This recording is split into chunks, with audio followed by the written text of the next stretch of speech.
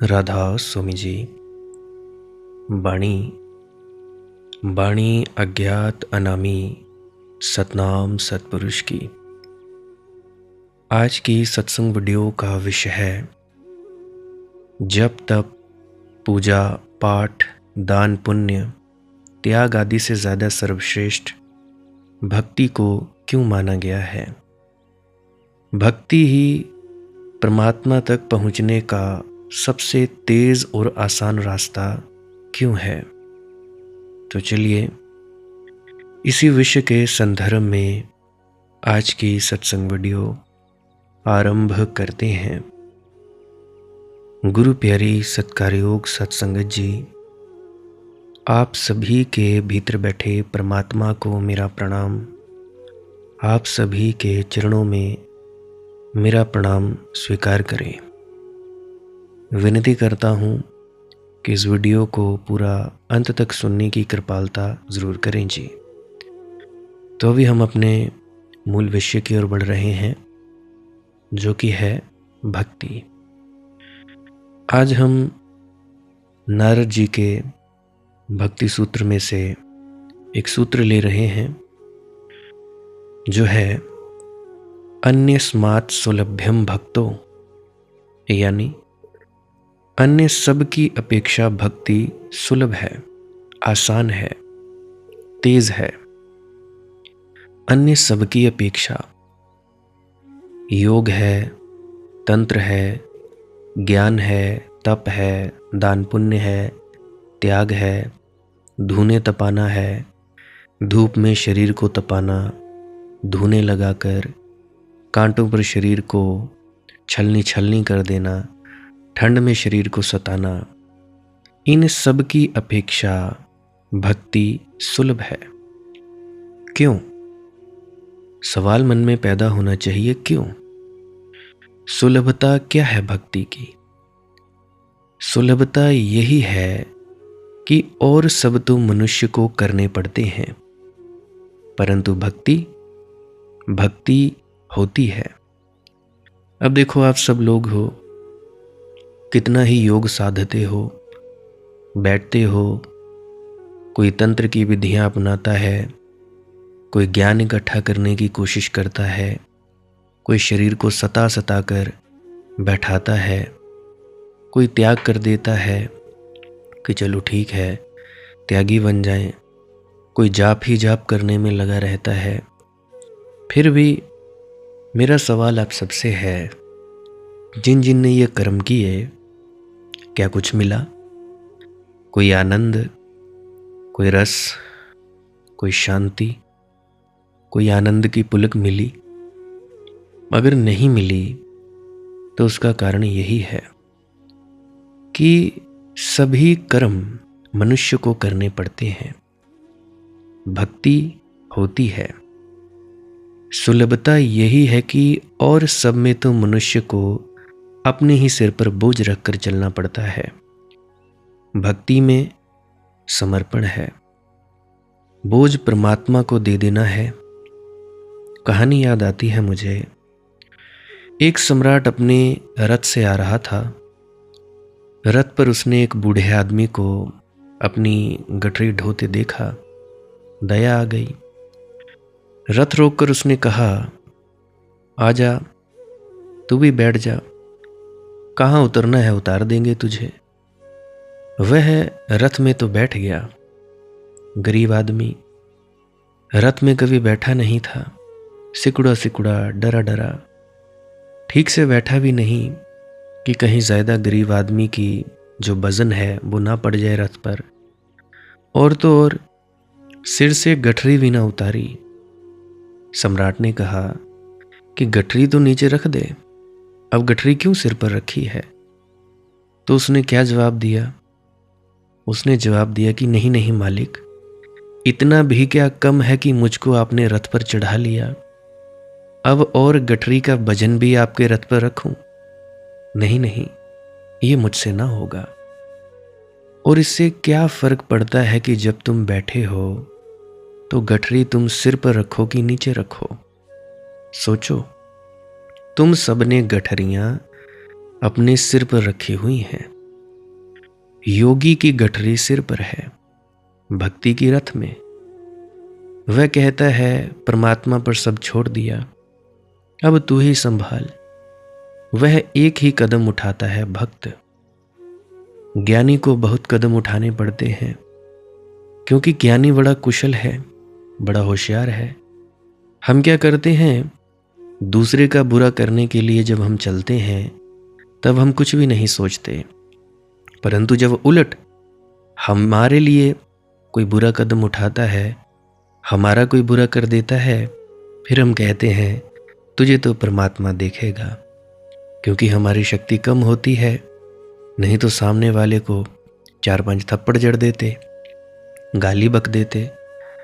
गुस्सा बड़ा सियाना है, अपने से कमज़ोर पर ही आता है। ये गुस्से की बड़ी खूबी है। तुम देखो, कभी तुम अपने से बड़े पर गुस्सा हुए जो तुमसे ज़्यादा शक्तिशाली है? कभी तुमने बॉस को उल्ट जवाब दिया, तुमने उसको उल्टी गाली निकाली? नहीं, क्योंकि वो तुमसे ज़्यादा शक्तिशाली है। ऐसे ही हम बड़े होशियार हैं, ज्ञानी बड़ा कुशल है। योगी को एक एक सीढ़ी चढ़नी पड़ती है। भक्ति एक छलांग है। भक्त कहता है कि अब हमारी समझ के बाहर है, हमारी समझ से चलेंगे तो पक्का है कि कभी ना पहुंचेंगे। तुझ पर भरोसा करते हैं। जैसे हम कहते हैं प्रेम अंधा है, लेकिन प्रेम के पास ऐसी आंख है जो आंख वाले के पास भी नहीं है। भक्त कहता है सौंपा तेरे पास, तूने जन्म दिया, तूने दिया जीवन, तू ही चला, ये ले पतवार। हम निश्चिंत सोते हैं, तू वैसे भी चला ही रहा है, हम नाहक बीच बीच में आते हैं। तो योगी तैरता है नदी की धारा के विपरीत, भक्त वहता है नदी के साथ, इसलिए सुगम है। भक्त कहता है हम बहेंगे। अब बहुत से लोग हैं जो मुझे कहते हैं ये कैसा भक्त हुआ, कभी ये कुछ कहता है, कभी ये कहीं चल देता है, कभी नहीं चलता है, कभी ये कार्टून देखता है, कभी ये नहीं देखता है, ये तो गेम भी खेलता है, ये तो छोटे बच्चों के साथ खेलने लगता है, ये कैसा भक्त हुआ। भक्त कहता है हम बहेंगे। मैं बह रहा हूं, ना तो मुझे कुछ लेना, ना तो मुझे कुछ देना। अगर गलत ले जाना चाहे तो ले जा भाई, हम वहीं जाने को राजी हैं। तो ये भक्त की हिम्मत है। भक्ति बड़ा साहस है, दुस्साहस है। जुआरी जैसा दांव लगाता है भक्त अपना सारा, अपने पास कुछ भी नहीं रखता। वह कहता है ठीक है, अब तुझे गलत ही ले जाना है तो स्वीकार है, अब डुबाना है तो सही डुबा। बहुत से लोग थे जिन्होंने मुझे कहा कि तुम्हें घर से बाहर निकाला हुआ है तो ये गलत किया। मैं कहता हूं कोई गलती नहीं है, ये सब विराट लीला चल रही है, जो उसको करवाना है वो करवा रहा है। तो ये एक नाटक है। मैं किसको गलत कहूं, किसको सही कहूं, ये भी मुझे समझ नहीं आता, क्योंकि जो भी कुछ परमात्मा करता है वो ठीक ही करता है, वो कभी गलत करता ही नहीं है। हम लोग अपने चेहरों पर मुखौटे ओढ़ लेते हैं, सज्जनता का मुखौटा, अच्छाई का मुखौटा। कोई व्यक्ति आ जाए उसके सामने हम बड़े अच्छे साबित करते हैं अपने आप को, पीठ पीछे हमारे मुंह देखने वाले होते हैं, गालियां बकते हैं। अरे गालियां बकना कोई बुरी बात नहीं, तो सभी के सामने बको, जैसे हो वैसे रहो, असली स्वरूप तो दिखाओ।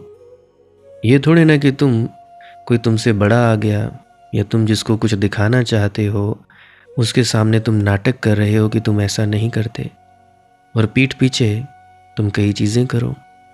मैं अक्सर देखता हूँ, जब भी डेरा ब्यास में बाबा गुरिंदर सिंह सामने से गुजरते हैं, कोई गाड़ी आती है दर्शनों के लिए या कुछ भी होता है, तो बड़े शांत निश्चिंत होकर बैठते हैं। अच्छा जी, बैठते हैं, दर्शन कर लेते हैं।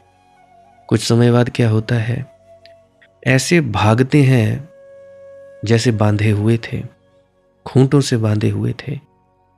ऐसे भागते हैं बाहर जाने को जैसे अंदर कोई सजा मिल रही थी। अरे भाई, अगर 1-1.5 घंटा बैठे तो 10-15 मिनट थोड़ा आराम से बैठे रहो, चले जाओ। परंतु नहीं, हमें तो भागकर सबसे पहले पूरियां लेनी है, पकोड़े लेने हैं, कहीं लाइन लंबी न लग जाए, हमें तो ये लेना है। खैर, ये सब बातें तुम ही जानो, पर जरा देखो तुम्हारा व्यवहार, तुम्हारा स्वभाव। तुम सत्संग सुन के आते हो, थोड़ी ही दूर कोई किसी को कुछ कह देता है तो तुम्हारी धक्का मुक्की चालू हो जाती है। बस में बैठते हो, गेट क्रॉस करते हो, वहां तुम लड़ने लगते हो सीट की खातिर।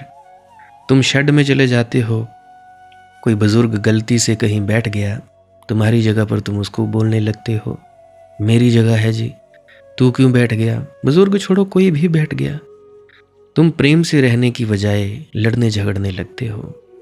तो ये सब तुम्हारा दिखावा नहीं तो और क्या है। तुम दिखावा करते हो, पाखंड करते हो। मैं कहता हूं तो अगर तुम गुस्से में रहते तो 24 घंटा रहो, क्यों नहीं रहते। अगर तुम बेईमान हो तो 24 घंटा बेईमानी करो, क्या दिक्कत है। कम से कम असलियत तो है। अगर तुम स्वार्थी हो तो कम से कम 24 घंटे स्वार्थी रहो। क्यों तुम्हें पड़ी हुई है कि जी हमें थोड़ी देर ही स्वार्थी रहना है। हम पूरी देर स्वार्थी नहीं रहते, दिखावा करना है। कोई आ गया, उसके सामने बड़े हाथ जोड़ते हैं, कोई बड़ा आदमी चला गया, फिर वही। तो ये सब चीज़ें पाखंड हैं। और कुछ लोग हैं जो मेरी बातों से बुरा मान जाते हैं। बुरा क्यों मानते हैं? क्योंकि अहंकार को ठेस पहुंचती है, अहंकार को चोट पहुंचती है कि अरे अरे, ये कैसे हमें कह दिया। जो करते हैं उन्हीं को तो मिर्ची लगेगी ना। पाला तो चोर को पड़ेगा। जो व्यक्ति चोर नहीं है वो बोलेगा ठीक है भाई, हम तो हैं नहीं। जो चोर है उसको बड़ी बुरी बात लगेगी। तो जो चोर हैं वो मेरी बातें सहन नहीं कर सकते। कुछ तो कमेंट कर देते हैं, कुछ कॉल लगा के गालियां बकते हैं, ऐसा कैसे कह दिया। अरे भाई, मैंने क्या तुझे कहा? क्या तुझ अकेले को कहा? तू करता होगा और अभी भी तू ऐसे गालियां बक कर ये बता रहा है कि हाँ बिल्कुल ठीक कहा है। पाखंड ही तो है। अगर कोई बड़ा धर्मगुरु बात कह दे कि हाँ ये बात ऐसी है तो तुम बोलोगे हाँ हाँ ठीक है जी, ठीक है, बड़ा दिखावा करोगे। क्योंकि भाई वो बड़ा है तुमसे, उसके सामने तुम्हारा गुस्सा चल नहीं सकता। क्यों चले? अब मैं कोई इतना बड़ा हूं नहीं, तो गालियां बकोगे, मुझे बकोगे। कोई दिक्कत आ जाती है, परेशानी आ जाती है, परेशान करना हो तो मुझे करो। तुम अपने गुरु को क्यों पूछोगे?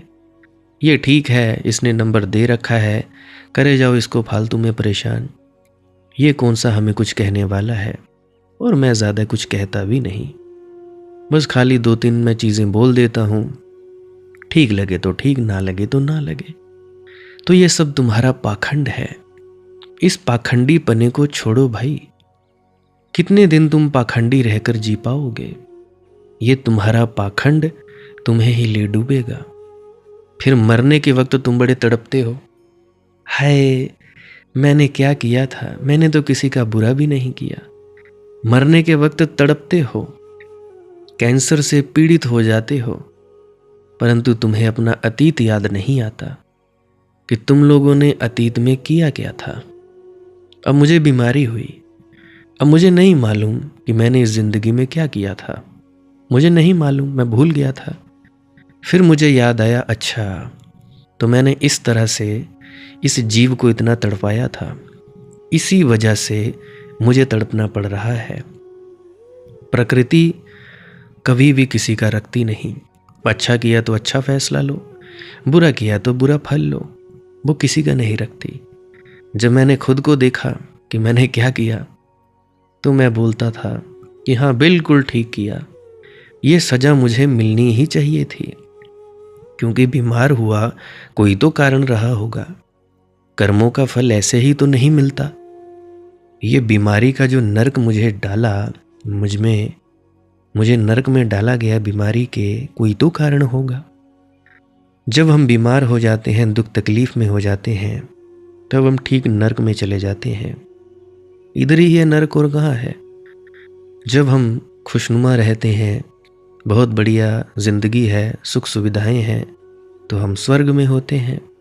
यही तो है स्वर्ग और नरक। मरने के बाद थोड़े ना स्वर्ग नरक मिलेगा। कोई 2-2.5 साल का बच्चा है, कोई ना कोई बीमारी चली आ रही है, 4 साल तक बच्चा अपना प्रारब्ध भुगतता है। ये तो भला हो परमात्मा का, उसने माता पिता दे दिए। अगर बच्चा अकेला हो तो तड़पता है, अगर माँ बाप ना हो तो कौन इलाज करवाएगा। सोचो, ये प्रारब्ध के कर्म ही तो हैं। ये जो यहाँ बीमारियां होती हैं, अस्पतालों में जाओ, देखो दुनिया कितना नरक भोग रही है, कितने शरीरों से दुर्गंध आ रही है। किसी के सर में कैंसर, कीड़े पड़े हुए हैं, किसी के शरीर में कीड़े पड़े हुए हैं, घुटना कट गया, कोई कुछ हो गया। तो ये नरक के सिवाय और है क्या। परंतु हम नहीं सोचते। हम किसी का दिल दुखाने के पहले नहीं सोचते कि हमने किया क्या। किसी का बुरा करने से पहले नहीं सोचते हमने किया क्या।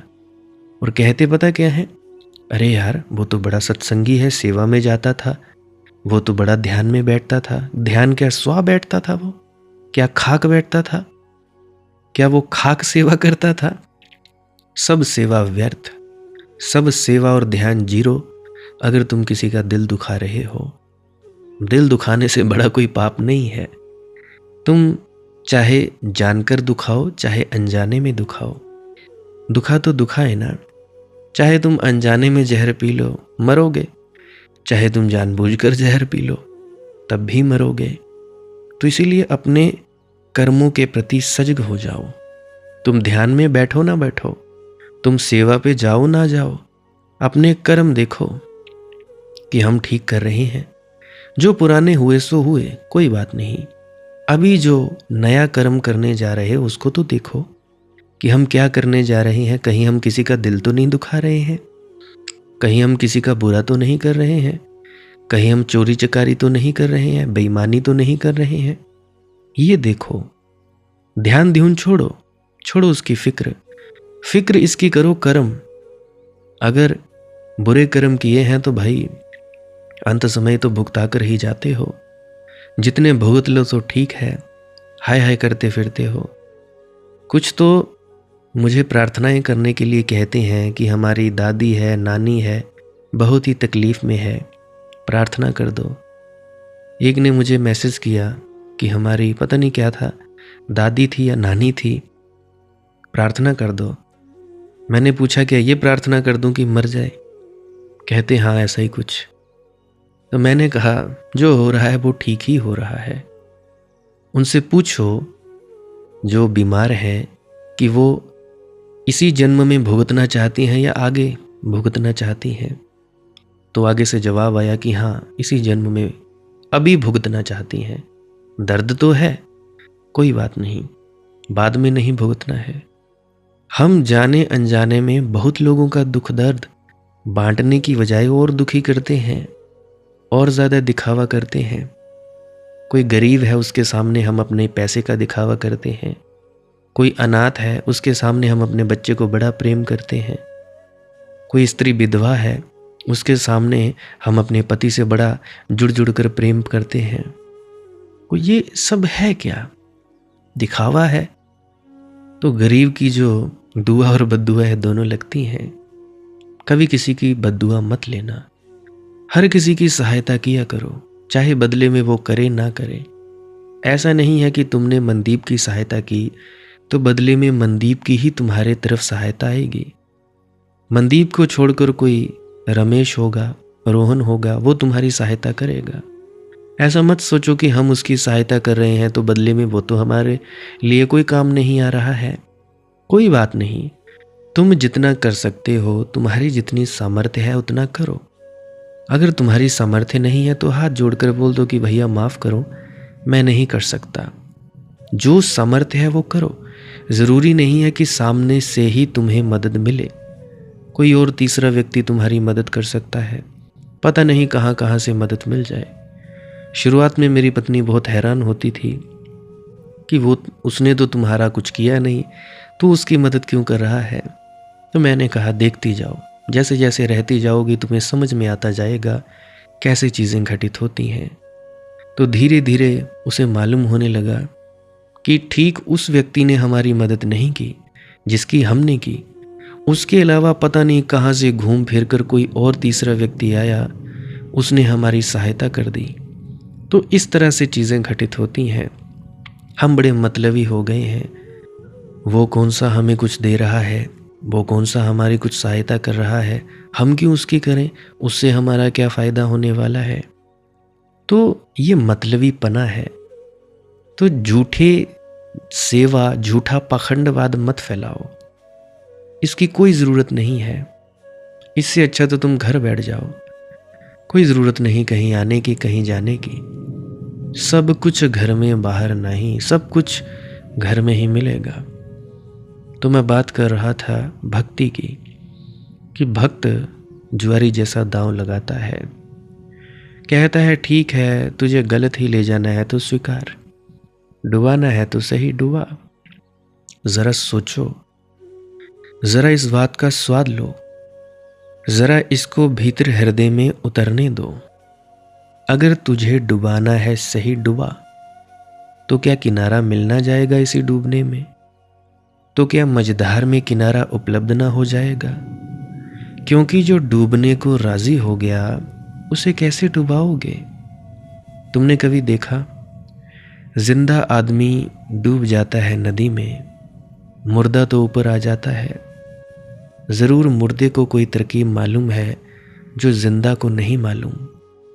जिंदा आदमी डूब जाता है, चेष्टा करता था बचने की, लड़ रहा है नदी से, शोरगुल मचाता था, चिल्लाता था कि बचाओ बचाओ, अपना सब किया था जो कर सकता था और डूब गया।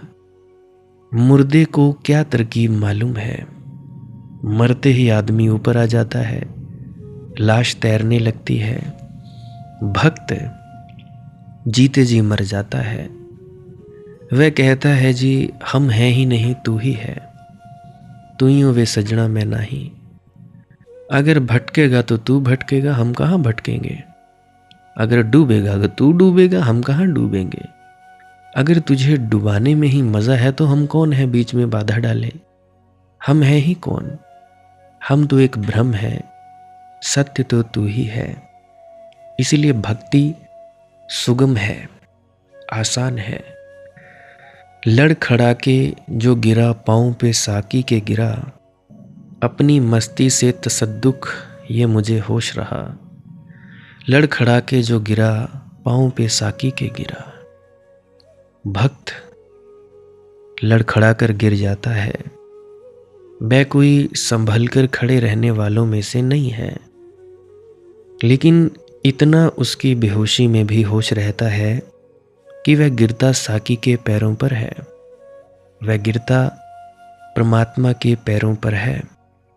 इतनी बेहोशी में भी इतना होश रखता है, बस कि तेरे पैर हों फिर क्या गिरना और क्या खड़ा होना, सब बराबर। क्या मिटना और क्या होना, सब बराबर है। रात और दिन बराबर है, जन्म और जीवन, मौत और जीवन बराबर है तेरे पैर पर। भक्ति सुगम है। लड़ खड़ा कर गिरना भी अगर ना हो सकेगा तो फिर और क्या होगा। जरा सोचो, जरा ध्यान करो। भक्ति ये कहती है कि गिर पड़ो। योगी संभल कर खड़ा होता है, साधता है। भक्ति कोई साधना नहीं है। हम कहते हैं भक्ति साधना, भाषा बड़ी कमजोर है। भक्ति साधना नहीं है। इसीलिए पुराने दिनों में फासला बहुत साफ था। भक्ति थी उपासना और बाकी सब साधनाएं हैं। योग साधो, ध्यान साधो, जप करो, तप करो, साधनाएं हैं। भक्ति है उपासना। उपासन का क्या अर्थ होता है? उपासना का अर्थ होता है उसके पास होना, बस। उप जमा आसन, उसके पास बैठ जाना, गिर जाना उसके चरणों में। और उसके चरण सब जगह हैं। इसलिए तुम ये मत पूछना कि कहाँ गिरे, इसलिए तो बेहोशी में भी इतना होश रहा आता है। अगर उसके चरण कहीं एक जगह होते, काबा में होते कि काशी में होते, तो तुम कितने ही होश से गिरो, क्या फर्क पड़ता है। कबीर जिंदगी भर काशी रहे, मरते वक्त काशी छोड़ दी। लोग मरते वक्त काशी जाते हैं, मरने के लिए ही काशी जाते हैं। काशी करवट, तो काशी में रहते ही हैं मरे खुरे लोग, मरने की तैयारी कर रहे हैं। तुम अगर काशी जाओ तो बूढ़े बूढ़ियाँ विधवाएं तैयारी में बैठे हैं घाटों पर कि करवट कब हो जाए, क्योंकि ख्याल है कि काशी मरे तो उसके चरणों में मरे। ख्याल है कि काशी मरे तो स्वर्ग निश्चिंत है। कबीर हट गए। भक्तों ने कहा, ये क्या कर रहे हैं, जिंदगी भर काशी रहे, अब मरते वक्त हटते हैं। कबीर ने कहा, अगर काशी में मरने के कारण उसके पास पहुंचे तो फिर उसके चरण बड़े सीमित हो गए। तो काशी के पास एक छोटा सा गांव है, मगहर। जैसे काशी की कहावत है कि काशी में जो मरता है स्वर्ग जाता है, वैसे ही कहावत मगहर के संबंध में है कि मगहर में जो मरता है गधा होता है, मगहर में कोई ना मरे। इसलिए मगहर के लोगों ने फैला दिया होगा कि मरते वक्त सब लोग काशी पहुंच जाएं। ये होशियारों की तरकीब रही होगी। तो कबीर मरते वक्त मगहर पहुंच गए। उन्होंने कहा कि अगर यहां मरकर उसके चरणों में पहुंचे तो ही कोई बात है, मगहर में ही मरे। पैर उसके बड़े हैं, पैर उसके सब जगह हैं। कुछ तो ऐसे हैं जो सोचते हैं कि घर बार छोड़ दें और डेरा ब्यास में रहने के लिए हम तैयार हो जाएं। कुछ को यह भ्रम है कि वहीं मिलेगा, किसी को और नहीं मिल सकता। मुझे तो भाई हिमाचल में मिला, ऊना में मिला, डिस्ट्रिक्ट ऊना में, और वहाँ पे ऊना में भी नहीं, चौकी मनियार में मिला, गांव में। छोटा सा गांव है, छोटा नहीं अब तो बड़ा होता जा रहा है, शहर में ही तब्दील होता जा रहा है। दुकानें काफ़ी बन गई, काफ़ी सारी चीज़ें बदल गई हैं। क्योंकि 2-3 साल से मैं बाहर ही रहा, तो 2-3 साल में काफ़ी ज़्यादा चीज़ें बदल गई। तुम अगर चौकी मनियार में जाओ तो वहाँ पे एक बस स्टैंड आएगा पहले, एक आएगा दूसरा। पहला बस स्टैंड जो सरकारी स्कूल है, प्राइमरी स्कूल है, उसके बाएं तरफ अगला बस स्टैंड है, वो भी आएगा। वहाँ से धमांदरी को सड़क जाती है, वहाँ पे थोड़ी दूर बाईं ओर चले जाना, मेरा घर होगा जहाँ पे मैं पैदा हुआ। उसके नीचे 2-3 खेत हैं, दो खेत लांघ कर तीसरे खेत में बैठ जाना। कभी भी बैठ जाना, तुम्हें वो ऊर्जा मिलेगी, आनंद मिलेगा जिसकी तुमने कभी कल्पना भी नहीं की होगी। वो भी तीर्थ स्थल बन गया। तो उसके पैर बहुत बड़े हैं भाई, पैर उसके सब जगह हैं। अभी अगर तुम मेरे बुआ जी के घर में भी जाओगे, जो उनका दूसरा घर है, तो जिस कमरे में मैं ज़्यादा देर बैठा करता था, जहाँ पे जैसे अभी सत्संग फरमा रहा हूँ वैसे वहाँ पे भी फरमाता था कमरे में बैठकर, वहाँ पे भी तुम बैठोगे। अगर कभी मौका मिले तो मेरी बुआ के पास चले जाना, उनसे कहना कि हमने आधा पौना घंटा इस कमरे में बैठना है, वहाँ पे बैठ जाना। वहाँ पे भी तुम आनंद से सराबोर हो जाओगे। और अभी जहाँ बैठकर अभी ये सत्संग फरमा रहा हूँ, जब यहाँ से चला जाऊँगा तो मेरे ये जो मकान मालिक हैं इनसे पूछना कि हम क्या यहाँ इस कमरे में बैठ जाएं, तो यहाँ पे भी तुम्हें वो आनंद की पुलक मिलेगी जहाँ अभी मैं बैठा हूँ, अभी मैं सत्संग फरमा रहा हूँ।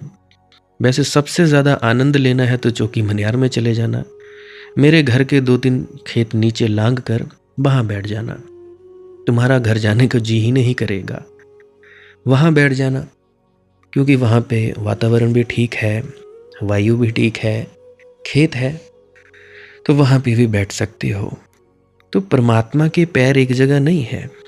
मुझे क्या डेरा ब्यास में मिला, मैं क्या डेरा ब्यास में था बैठा हुआ, कृपा हुई घर पे ही हो गई, घर था घर पे हो गई, मैं कहाँ गया। तो सब कुछ घर में बाहर नाही, बाहर ढूंढे सो भरम भुलाही। तो पैर उसके बड़े हैं, पैर उसके सब जगह हैं। एक बार ये समझ में आ जाए कि वही है, तुम कहीं भी गिरो साकी के पैरों में ही गिरो। ये तुम्हारे होश का इतना सवाल नहीं है जितना इस समझ का सवाल है कि उसके पैर ही सभी जगह हैं। वही है, कण कण में वही है, क्षण क्षण में वही है, उसके अतिरिक्त और कुछ भी नहीं है। भक्ति सुगम है क्योंकि भक्ति की ना कोई विधि है ना विधान है। रामकृष्ण परमहंस जी को दक्षिणेश्वर के मंदिर में पुजारी रखा तो अड़चन हो गई, ट्रस्टियों को निकालने की नौबत आ गई, क्योंकि रामकृष्ण जी पुजारियों जैसे पुजारी तो थे नहीं, पुजारी थे ही नहीं, भक्त थे। पुजारी और भक्त में बड़ा फर्क है। पुजारी यानी धंधे में लगा है, व्यवसायी है। मेरे भी कुछ मित्र हैं पुजारी हैं, कहते हैं जी 4 बजे उठना पड़ता है। और हमारे यहाँ जहाँ पे मैं संगीत की शिक्षा ग्रहण करने जाता हूँ, संगीत की कला, वहाँ पे आते हैं, कहते हैं जी अभी नींद आ रही है। अभी सुबह 8 बजे होते थे तो सुबह 2:30-3 बजे उठकर 4 बजे वो पाठ करते और पता नहीं क्या क्या करते। एक को मैंने कह दिया कि भाई कितने घंटे सोते हो तुम? कहने लगा कि भाई बड़ी मुश्किल से 4-5 घंटे। तो मैंने कहा भाई तू 2-4 दिन ही है या कुछ महीने, जल्दी ही मर जाएगा। एक बार कहा, 2 बार कहा, कहता भाई तू ज़्यादा मत बोल, कई बार सरस्वती बैठ जाती है। मैंने कहा तू फिक्र ही मत कर, जब मुझे सरस्वती बिठानी होती है अपनी ज़ुबान पर मैं बिठा लेता हूँ, जब मुझे उतरवानी होती है मैं उतार देता हूँ, ये सब मेरे ही गुलाम हैं। कहता ऐसे कैसे हो सकता है, तू जब वहाँ पे बैठता है तू तो बड़ा कमीना टाइप का व्यक्ति है। मैंने बोला तू फिक्र ही मत कर, सरस्वती को मैं देख लूँगा, मैं तो मजाक कर रहा हूँ, परंतु ये बात सच है। अगर तू कम से कम 8 घंटे नहीं सोया तो जल्दी ही मर जाएगा, बीमारियों से ग्रस्त होगा, तो नींद लेनी शुरू कर। तो मैं कह रहा था पुजारी और भक्त में बड़ा फर्क है। पुजारी यानी धंधे में लगा है, व्यवसायी है। मैं गुरजीएफ के एक वचन पढ़ता था इंस्टाग्राम खोलकर, वहाँ पे लिखा था, उसके बहुत अद्भुत वचनों में एक वचन है कि अगर धर्म से छुटकारा पाना हो तो धर्म गुरुओं के पास रहो, छुटकारा हो जाएगा। देखकर सारा उपद्रव, जाल, षड्यंत्र। एक बात पक्की है कि पुजारियों को भगवान पर बिल्कुल भरोसा नहीं है, हो ही नहीं सकता। पुजारियों के पास तो तुम्हें भी समझ में आ जाएगा कि ये सब जाल है। रोज पूजा करते हैं, पुजारी को कुछ होता नहीं, खुद को कुछ नहीं होता, खुद भीगा ही नहीं, कर आता है पूजा, घर आ जाता है, तनख्वाह ले लेता है, निपटारा हो जाता है, प्रार्थना भी बेच देता है, पूजा भी बेच देता है। मेरे मित्र हैं, कथावाचक हैं, कथाएं करते हैं, खुद को अंतर्राष्ट्रीय कथावाचक कहलाते हैं। वे भी मुझे बताते रहते हैं कि भाई ऐसा होता है, ऐसा होता है, क्या करें, ये तो व्यवसाय है, हमें करना ही पड़ता है। मैंने उनसे पूछा कि भाई ये तो तुम्हें संत मानते हैं। कहते हैं ये मूर्ख है, मैं कोई संतवंत हूँ नहीं, मैं एक कथाकार हूँ, एक व्यवसायी हूँ, कथा करने के मैं पैसे लेता हूँ। कई दफ़ा मेरी बात उनसे होती रहती है, तो वे मुझे बताते हैं, उनसे मुझे पता लगा कि ऐसी ऐसी बातें होती हैं। तो उन्होंने मुझे बताया कि कुछ तो कथावाचक ऐसे हैं कि अपनी शिष्याएं बनाते हैं, शिष्य बनाते हैं, उनको नाम जाप दे दिया, फिर उन्हें कहते हैं कि अपने घर हमारी कथा करवाओ, और कथा 7-8 दिन चलती है, और कथा करवाओ, और उसके बावजूद भी पैसे लेते हैं। पैसे इतने लेते हैं जिसका कोई हिसाब नहीं। अगर कोई आम व्यक्ति करवाने पे आ जाए उसका तो घर लुट पिट जाए, क्योंकि खर्चा ही इतना हो जाता है। एक दिन में 1000-1500 व्यक्ति की रोटी को उपलब्ध करवाना, खाना देना बहुत मुश्किल हो जाता है। यहाँ एक दिन का खाना खिलाना हो तो मुश्किल हो जाता है। तो उसने मुझे सब बताया कि ऐसे लोग करते हैं। तो मैंने पूछा भाई तू बता तेरे कितने शिष्य हैं? कहता भाई हम इन धंधों में नहीं पड़ते क्योंकि ये धोखा है। तो मैंने कहा कि ये जो तू कथा करता है क्या ये धोखा नहीं है? कहता मैं तो साफ कहता हूँ कि मैं व्यापार कर रहा हूँ, ये मेरा काम है, ये मेरा धंधा है। मैं कोई संत वंत हूँ नहीं। लोग मेरे पाँव को छूते हैं, मैं खाना खाता हूँ तो दक्षिणा देते हैं। तो मैंने कहा भाई तू तो बुरा फंसा। तो कहने लगा भाई फंसा तो हुआ हूँ, अब क्या कह सकते हैं। अब यहाँ पे खूंटी में सिर दे दिया है, अब तो कुटवाना ही पड़ेगा, क्योंकि मुझे पैसे की ज़रूरत थी। उनकी उम्र वैसे 40-45 की है। एक और व्यक्ति हैं, वो भी कथावाचक हैं। तो उसकी बातों से तो नहीं लगता, कहते हैं उसको महाराज। महाराज कहलवाता है खुद को, और महाराज जैसा कोई गुण ही नहीं। कोई शांति नहीं, बक बक करते रहना, टिक्कर ही नहीं बैठता। कभी इधर हिल रहा है, कभी उधर हिल रहा है। मैं उसकी नहीं मरती। कभी कहता है मैंने ये किया, मैंने वो मिला। तो मैंने उससे भी पूछा भाई जिस काम के लिए तूने ये घर छोड़ा, सब चीज़ें छोड़ी, क्या तुझे मिला? परमात्मा की प्राप्ति हुई? तो कहने लगा नहीं नहीं, मुझे नहीं हुई। तो फिर उसने भी मुझे बताया पहले मैं आवारा घूमता था, ऐसे ही घूमने फिरने का काम, अब मैं एक जगह टिक कर बैठ जाता हूँ। तो ऐसे तनख्वाह ले लेता है व्यक्ति। तो बुरा मत मानना इन पुजारियों की बातों से, ऐसा ही होता है। 99% व्यक्ति ऐसे ही हैं, और तुम देख लो हर जगह ऐसा ही है। हिंदू, मुसलमान, सिख, ईसाई, सब जगह ऐसा है। किसी भी धर्म में चले जाओ। और यहाँ तक कि ये जो सत्संग करता है ये भी अहंकार में डूब जाते हैं। अहंकारी हो जाते हैं कि हमें बुलाया जा रहा है, हम बहुत बढ़िया सत्संग फरमाते हैं। तो इसके लिए भी बुरा मत मानना, ये सच्चाई है। और सच्चाई का कड़वा घूंट तो गले से उतारना ही पड़ता है। तो तुम में से एक ने, किसी ने कह दिया मुझे, आंटी जी ने, कि हम सेवा न करें तो क्या करें। हम, वो भी सत्संग करता होंगी शायद। तो उन्होंने कहा हम सत्संग फरमाने की सेवा न करें तो क्या करें। तो मैंने पूछा क्या तुम्हें अनुभव हुआ? कहने लगी नहीं हुआ। तो क्यों कर रहे हो ऐसा सब, क्यों कर रहे हो? तो तुम्हें अहंकार भी काहे का? अगर तुम स्टेज के सामने बैठते हो तो तुम्हें काहे का अहंकार है कि तुम क्या बड़े हो गए, बहुत बड़े हो गए? तुम अपना मान सम्मान करवाते हो, मान सम्मान की चाहत में ही तो तुम ये सब करते हो। और करते क्यों हो? कोई कहता है जी मेरी बुक रीडर की सेवा है, अभी मैंने उसके लिए अप्लाई करना है सत्संगकर्ता में। मैंने बोला भाई, एक थी स्त्री, मैंने उनसे पूछा कि क्या तुम्हें अनुभव हुआ? कहने लगी नहीं हुआ। तो मैंने कहा बंद कर दो इसको, क्योंकि तुम बुरी फंसोगे। ये जो थोड़ी बहुत शांति है ये भंग हो जाएगी। क्योंकि मैंने देखे हैं इन सत्संगकर्ताओं के हाल। अनुभव होने के बाद जो बात निकले सो बात अलग, परंतु अनुभव बिना जो किताबों की तोता रटंत बातें हैं उनको बोलना सो बात अलग। तो मैंने देखे हैं इनके हाल। तो ये मैं तुम्हें सच्चाइयाँ क्यों बताता हूँ? इसीलिए बताता हूँ कि तुम अंधे होकर ना चल पड़ो। ये अंधों का मार्ग नहीं है भाई।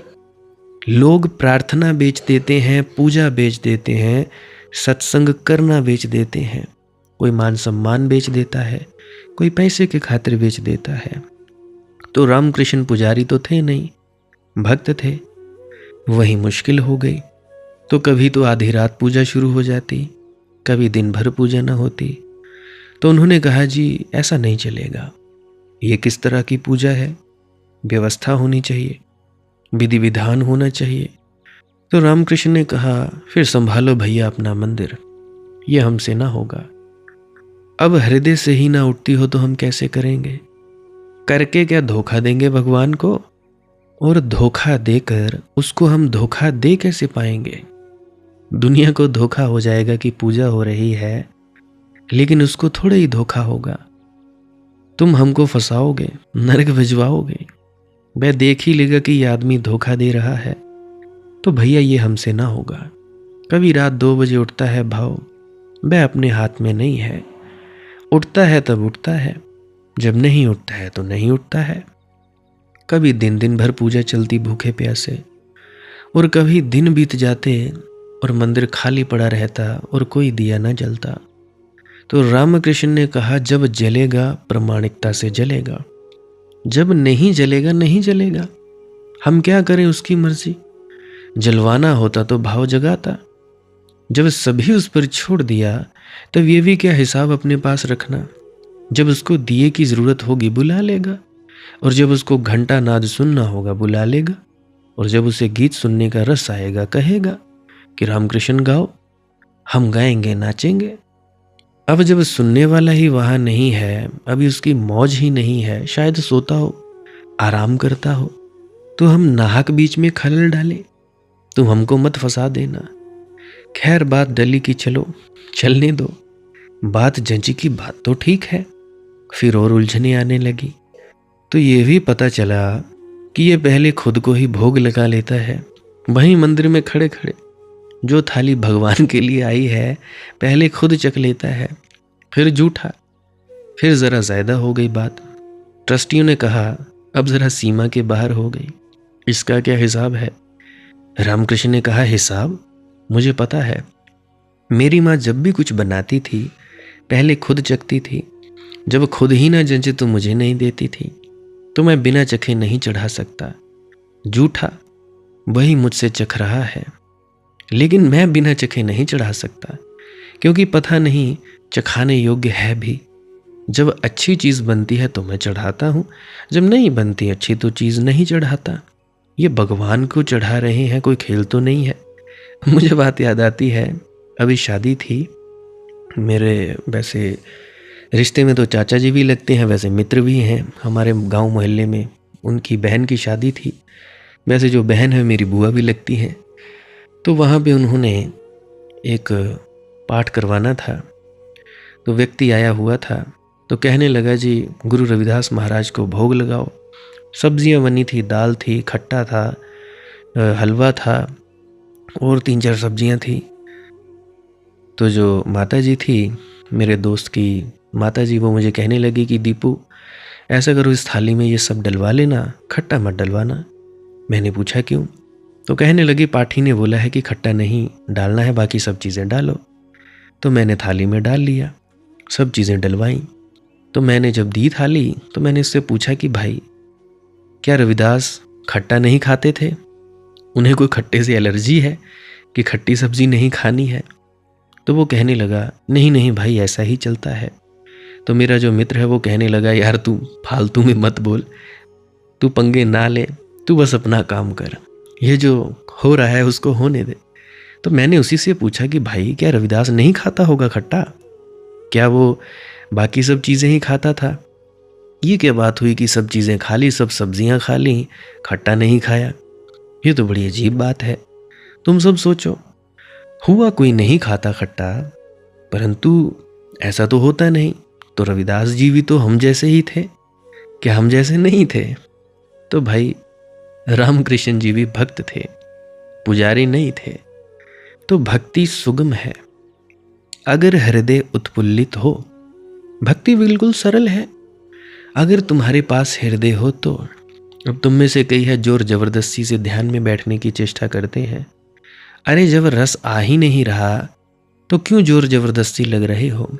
बैठ जाओ 2-3 मिनट, रस आया तो ठीक, बैठे रहो, लेट जाओ, पीठ के साथ दीवार के साथ पीठ लगा लो। नींद आए तो ठीक, ना आए तो ना सही, तुम क्यों चिंता लेते हो? भक्त हो जाओ। क्या पूजन क्या अर्चन रे, पद रज को धोने उमड़े आने लोचन में जलकण रे। अक्षत पुलकित रोम मधुर मेरी पीड़ा का कंपन रे। क्या पूजा क्या अर्चन रे। तो कोई गंगा जल थोड़ा ही चढ़ाना पड़ता है, आंसू ही उमड़े आते हैं। पद रज को धोने उमड़े आते लोचन में जलकण रे। अक्षत पुलकित रोम, यह जो पुलकित रोम है यही अक्षत है। यह तो आनंद से विभोर होती हुई भाव दशा है, यही अक्षत है। मधुर मेरी पीड़ा का कंपन रे, और इसी पीड़ा को चढ़ाता हूँ। जो मेरे पास है वही चढ़ाता हूँ, जो मैं हूँ वही चढ़ाता हूँ। क्या पूजन क्या अर्चन रे। तो भक्त की कोई विधि नहीं है, विधान नहीं है, इसलिए सुगम है। हुए शूल अक्षत मुझे धूली चंदन। देखिए प्रेम की बात है, धूली को चढ़ा दो चंदन हो जाती है, और नहीं तो चंदन जिंदगी भर घिसते रहो। घिस रहे हैं लोग जिंदगी भर से चंदन, और चंदन धूली हो गया। माथे रंग रहे हैं, दाढ़ियां रंग रहे हैं, कोई बात नहीं बनती। धूली को चढ़ा दो, बात तुम क्या चढ़ाते हो इसकी है नहीं, कौन चढ़ाता है, किस हृदय से चढ़ाता है इसकी है। हृदय हो तो भक्ति सुगम है, हृदय ना हो तो भक्ति सबसे ज्यादा दुर्गम हो जाती है। अब बहुत से लोग हैं जो मुझे कहते हैं कि बेटा आओ, आ जाओ। अब कईयों के पास जाना तो चलो ठीक है, मजबूरी है, नहीं आ पाता, काफ़ी दूर पड़ता है। परंतु कुछ लोग पास में हैं, कहते हैं जी आओ। अब कैसे आ जाऊं भाई, जब तुम्हारा हृदय ही नहीं है, तुम्हारे हृदय में ही खोट है, कैसे आ जाऊं। फिर कहते हैं हम आ जाएं। क्यों आ जाओ भाई, चलो ठीक है, राजस्थान में हो, लुधियाना हो, पटियाला हो, बठिंडा हो, दूर है, ठीक है, मैं मना कर देता हूं कि भाई मत आओ। जो पास है मैं उनको भी नहीं आने देता। क्यों आऊं भाई, जब तुम्हारे हृदय में खोट है, तुम दिखावा करते हो, पाखंड करते हो, तो क्यों आओ। तुम जालंधर में रहते हो, क्यों आओ। तुम रामा मंडी में रहते हो, क्यों आओ, काहे के लिए आओ, ले क्या जाओगे यहां से। तुम्हारा पात्र पहले से ही भरा है, मैं कैसे भर सकता हूं। पात्र खाली हो, तुम झुके हुए हो, तब तो बात बनेगी। तो तुम लोग ऐसा मत किया करो। तो भाई हृदय हो तो भक्ति सुगम है, हृदय ना हो तो भक्ति सबसे ज्यादा दुर्गम हो जाती है। अन्य सबकी अपेक्षा भक्ति सुलभ है। ध्यान रहे, जब नारद जी ने ये वचन कहे थे तब जरा भी इनको समझाने की जरूरत ना रही होगी। वे लोग, वह समय ही और था, हृदय स्वाभाविक था, बुद्धि बड़ी दूर थी। चेष्टा करके लोग बुद्धि का उपाय लगाते थे, उपयोग करते थे। सहज तो हृदय का उपाय था, उपयोग था। आज बात उल्टी हो गई है। आज सब तरह मालूम पड़ता है भक्ति को छोड़कर। आज योग साधना हो कोई कठिन नहीं मालूम पड़ता। इसीलिए तो योग का इतना प्रचार सारी दुनिया में होता चला जाता है। आसन लगाओ, व्यायाम करो, प्राणायाम करो, शीर्षासन करो, समझ में आता है, बुद्धि के पकड़ में आता है। ये बात जरा पार्थिव है, समझ में आता है, वैज्ञानिक की भी समझ में आता है। इसलिए बहुत से योगी अमेरिका, यूरोप में जाकर वैज्ञानिकों की प्रयोगशालाओं में बैठे, तार वगैरह लगवाकर जांच करवाते। वैज्ञानिक को भी समझ में आता है कि अगर एक खास ढंग से सांस ली जाए तो रक्तचाप कम हो जाता है। एक खास ढंग से सांस ली जाए तो मस्तिष्क की गतिविधि अल्फा तरंगों से भर जाती है। वैसे ही जैसे गहरी नींद में होता है, शांत हो जाती हैं। यह तो वैज्ञानिक की भी समझ में आता है कि सारी चीज़ें शारीरिक हैं, बुद्धि इनको पकड़ पाती है। तो भक्त को तुम बिल्कुल ना पकड़ पाओगे। रामकृष्ण की तुम जितनी जांच करो, हाथ कुछ भी ना आएगा। हाँ, किसी योगी को अगर लेबोरेटरी में ले जाओ, बहुत कुछ हाथ में आएगा, क्योंकि उसके उपकरण भी पार्थिव हैं। सांस की जांच हो सकती है, रक्तचाप की जांच हो सकती है, मस्तिष्क के भीतर चली विद्युत तरंगों की जांच हो सकती है। और यह बात सिद्ध हो सकती है प्रयोग से कि एक विशेष प्राणायाम करने से शरीर और मन को लाभ होता है। लेकिन आत्मा की जांच होगी, हृदय को कैसे पहचानोगे। अभी तक प्रेमी को पकड़ने का, प्रेमी को जांचने का कोई उपाय नहीं मिला। तो भक्ति की तो बात ही मुश्किल है। तो भक्ति, जब नारद जी ने यह सूत्र लिखा, निश्चित ही अन्य स्यात् सुलभ्यम भक्तो, तब भक्ति बड़ी सुलभ थी। भक्ति अब भी सुलभ है, आसान है। आदमी जटिल हो गया है, आदमी बड़े कठिन हो गए, आदमी बड़े सोच विचार में उलझ गए, खोपड़ी में जकड़ गए, हृदय तक जाने के द्वार दरवाजे बंद हो गए। हृदय करीब करीब भूल ही गया है। तो जब मैं तुमसे हृदय की बात कह रहा हूं, तब अगर तुम्हें ज़्यादा से ज़्यादा याद आएगी तो फेफड़ों की याद आएगी। जहाँ धुक धुक चल रही है, श्वास चल रही है, वह फेफड़ा है, हृदय नहीं। वह फेफड़ा तो बदला जा सकता है और लगाया जा सकता है।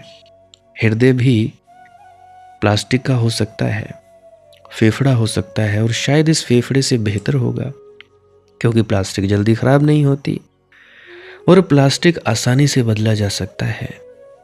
जिस दिन प्लास्टिक के फेफड़े होंगे, उस दिन लोग हृदय के दौरे से न मरेंगे। बदल देंगे। पार्ट ही बदलने की बात है, ले गए गैराज में, बदला लाए, दूसरा लगवा लिया। लेकिन हृदय कहीं और है। फेफड़े से हृदय का कोई संबंध नहीं है। फेफड़ा और हृदय पास पास है, ये बात सच है।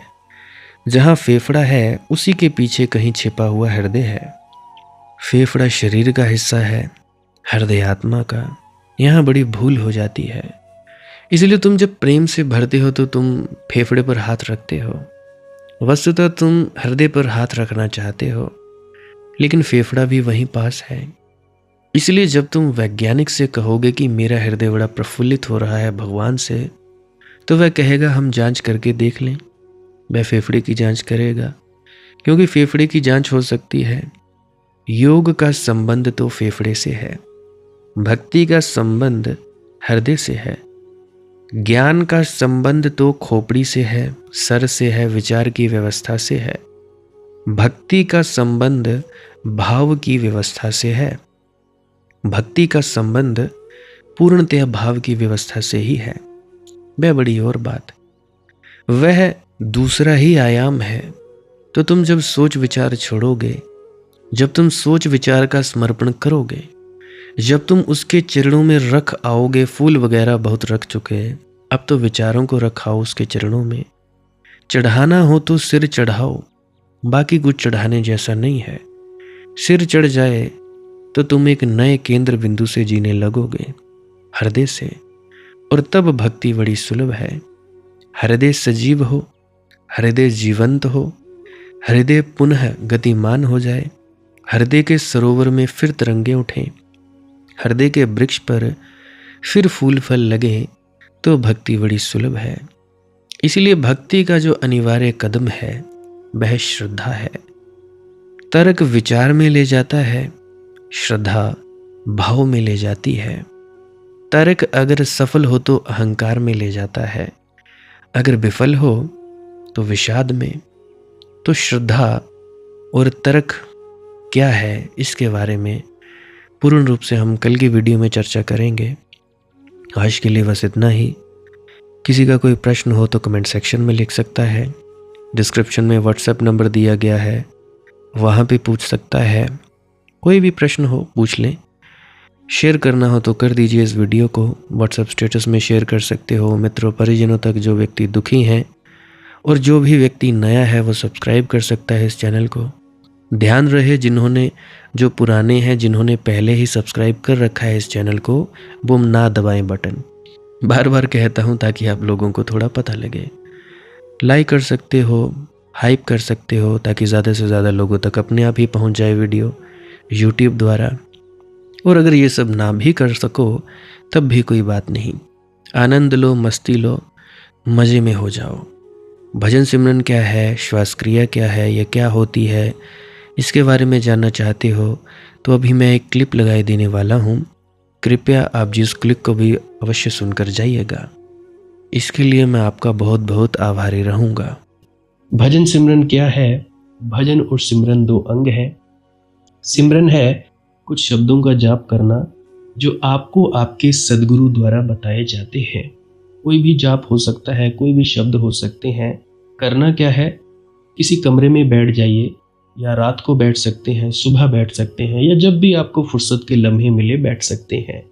तो जब बैठें तो शरीर को बिना हिलाए डुलाए बैठना है। जो बैठ नहीं सकता तो वो लेट जाए, जो चौकड़ी नहीं मार सकता वो टांगे सीधी कर ले। कोशिश ये रहनी चाहिए कि ज़्यादा से ज़्यादा वक्त शरीर को बिना हिलाए डुलाए बैठा जाए। उसके बाद अपने शब्दों का जाप शुरू कर दें। आंख बंद रखें, आंखों पर ज़्यादा जोर नहीं लगाना है, कोई कष्ट नहीं देना है, नहीं तो सर में दर्द होगा और फिर आप लोगों को परेशानी हो सकती है। तो आपने क्या करना है, चुपचाप शांत होकर बैठे रहना है, शब्दों का जाप शुरू कर देना है। जितनी देर भी आप करना चाहो, आधा घंटा, पौना घंटा, 10 मिनट, 15 मिनट, या जितनी भी आपको आपके सद्गुरु द्वारा दिया गया निर्देश है, जितना निर्देश है उसका पालन कीजिए। और उसके बाद दूसरा स्टेप करना बड़ा ही ज़्यादा ज़रूरी है। वो क्या है, वो उसी अवस्था में बैठे रहें या आसन भी बदल सकते हैं। ये जो शब्दों का जाप होता है ये एकाग्रता के लिए होता है, ताकि मन की एकाग्रता आ जाए। और जब मन की एकाग्रता आ जाए, फिर दूसरा कदम क्या है? धुन सुनने के लिए बैठना। चुपचाप बैठे रहें, आंख बंद है, शब्दों का जाप बंद कर देना है। और अगर कोई भी आपके गुरु महाराज है, उनको आप स्मरण कर रहे थे, याद कर रहे थे, आंखों के सामने शक्ल ला रहे थे, तो उसको लाना बंद कर दीजिए। शब्द धुन सुन रही है तो सुनते रहिए, आंख बंद करके अंधेरे में ही टिके रहें। टिके रहना है और ये इच्छा नहीं करनी है कि कुछ दिखे, कहीं पहुंचा जाए, परमात्मा को पाना है, ये करना है, वो करना है। याद रखें, ना कुछ समझना है, ना कुछ देखना है। ऐसे ही अज्ञानी होकर इसी अंधेरे में पड़े रहें। इसी अंधेरे में पड़े रहना है बस।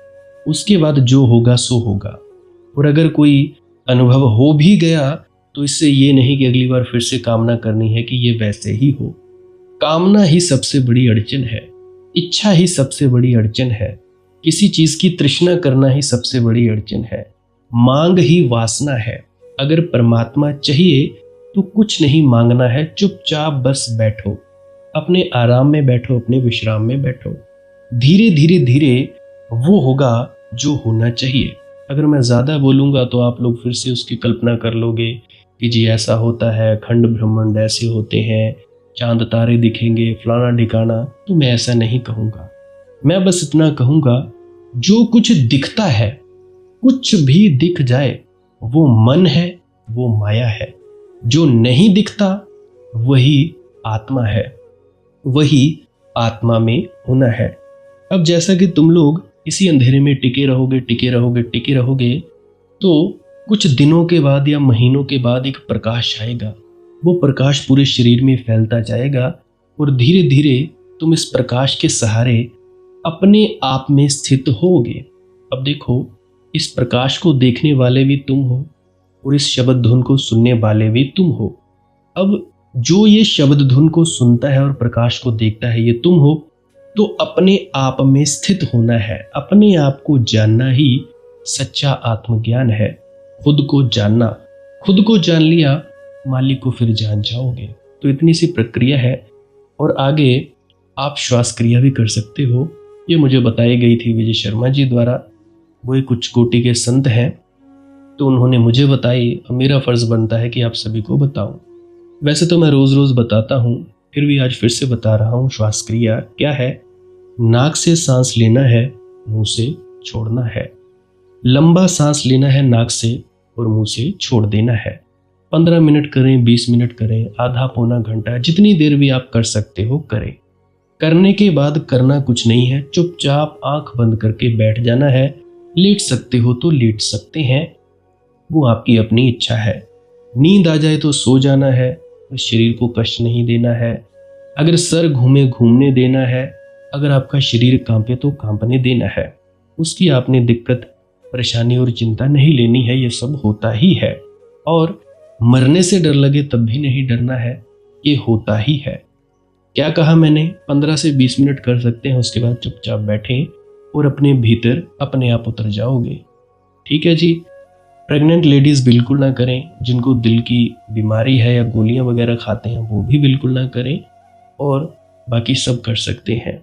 जिनको नींद नहीं आती वो अवश्य करें, और जिनको थोड़ा डिप्रेशन रहता है वो भी अवश्य करें, और जिनके बच्चे थोड़ी पढ़ाई में कमज़ोर हैं वो भी ज़रूर करें। बाकी आपकी मौज है, करना हो करिए, नहीं तो आपकी अपनी अपनी इच्छा है। और ध्यान दें, जब सिमरन करें तो उसके बाद सीधा भजन पे बैठें, और जब ये श्वास क्रिया करें तो उसके बाद सीधा भजन के लिए बैठें। अलग अलग प्रक्रियाएं हैं।